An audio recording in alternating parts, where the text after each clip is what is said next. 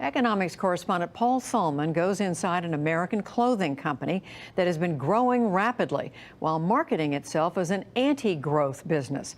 It's part of our weekly series, Making Sense, which airs every Thursday on the NewsHour. Are you guys sitting down? Because this is pretty horrifying. Okay. Dog bite? Shark attack? Seamstress Kathy Averett couldn't care less. When I get something like this, I do my best. Averett stitches for Patagonia, the outdoor clothing company, high-end enough to have earned the nickname Patagucci.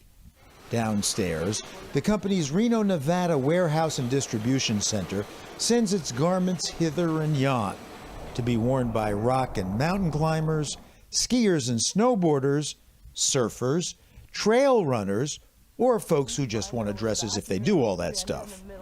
And each day, some of those clothes make their way back to Reno, to what's billed as the largest clothing rehab facility in North America. They mess them up and we fix them up. Behind me are 55 people extending the life of our product for our customers. Doug Freeman is Patagonia's chief operating officer. We want our customers to invest in great product, and when it's worn out, we want to repair it for them. It doesn't sound economical for the company.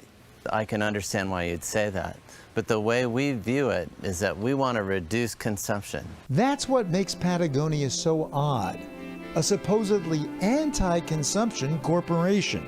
But we wanted to know, is this just a sales gimmick? So we went to the new Patagonia store in New York City's Soho district. Turns out customers like yoga instructor Kim Larkin buy into "Don't buy this jacket." It's intriguing because nobody's saying that. Everyone wants you to buy their stuff. But are you less or more likely to buy something once you've been told not to buy it? I think I'm more likely to buy it. Why? Because it feels like it's against consumerism in some way. So what's going on? Well, according to Patagonia, if you buy stuff that lasts and gets revived so it will last even longer, well, in the long run, less stuff will get made and consumed.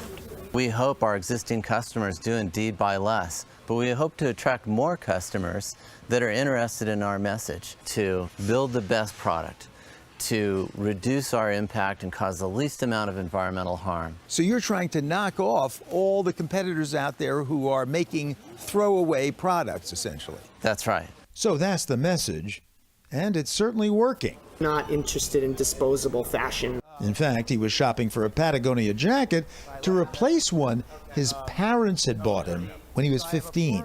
Would the company be accused of conning the customer? District Manager Betsy Pantazelos. And in the end, there's more consumerism, not less.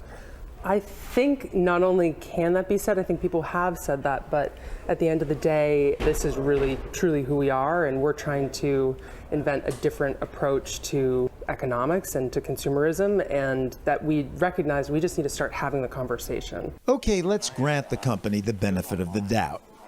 But how, in short-term, Wall Street-driven corporate America, have they gotten away with a long-term strategy? The problem with a lot of public companies is that they're forced to grow, 15% a year. They're forced to show profits every quarter. There's not one public company that will voluntarily restrict their growth for the sake of saving the planet. But what's so curious to observers is that Patagonia, by voluntarily restricting growth, has fueled more growth. So I am faced with this growth thing.